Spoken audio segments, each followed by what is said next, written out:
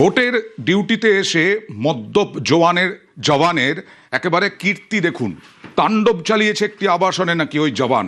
CC ক্যামেরায় ধরা পড়েছে তালা ভাঙার চেষ্টা করছেন ওই জওয়ান। কোলাপসিবল গেটের সিসি ক্যামেরায় ছবি উঠেছে এবং মত্ত অবস্থায় রাতে আবাসনে চড়াও ইট দিয়ে তালা ভেঙে ভেতরে ঢুকে হুজ্জুতি। অভিযুক্ত জওয়ানকে আটক বেলঘরিয়া থানার।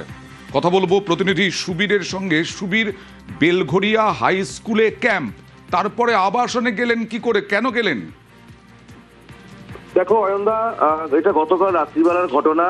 কামারহাটি বিধানসভার অন্তর্গত বেলঘরিয়া হাই স্কুলে নির্বাচনী যে ক্যাম্প, যে কেন্দ্রীয় বাহিনীর ক্যাম্প, সেটা করা হয়েছিল এবং সেখানে এই যে নাগা জওয়ান সে কিন্তু সেখানে কিন্তু ছিল এবং সেই জায়গা থেকে হঠাৎ করে মদ্যপ অবস্থায়, নেশাগ্রস্ত অবস্থায় পাশেরই 21 নম্বর ওয়ার্ডের যে পাওয়ার হাউসের এলাকার একটি আবাসন, সেই আবাসনের সামনে চলে যান এবং আবাসনের গেট ধরে তিনি ঢাকাতে থাকেন। তিনি ভেতরে ঢুকতে চান, তখন আবাসিকরা যখন নেমে আসেন তখন তাদেরকে উদ্দেশ্য করে গালিগালাজ করা হয়। সে ইট নিয়ে এসে সে তালা ভেঙে ভেতরে ঢোকার চেষ্টা করে এবং তারপরেই কিন্তু স্থানীয় বাসিন্দারা একে ধরে ফেলে এবং ধরে ফেলার পরে বেলঘরিয়া থানায় পুলিশকে খবর দিলে এই নেশাগ্রস্ত মদ্য যে জওয়ান রয়েছে, নাগা জওয়ান, তাকে কিন্তু পুলিশ ইতিমধ্যে আটক করে নিয়ে গিয়েছে। বেশ,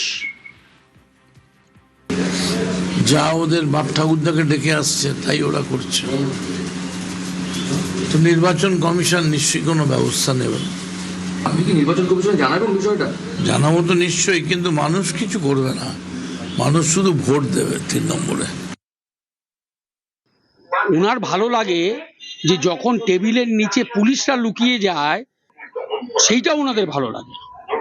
পশ্চিমবঙ্গের মানুষ জানে যে একজন কে করেছে তাকে দিয়ে সামগ্রিক বিচার হয় না।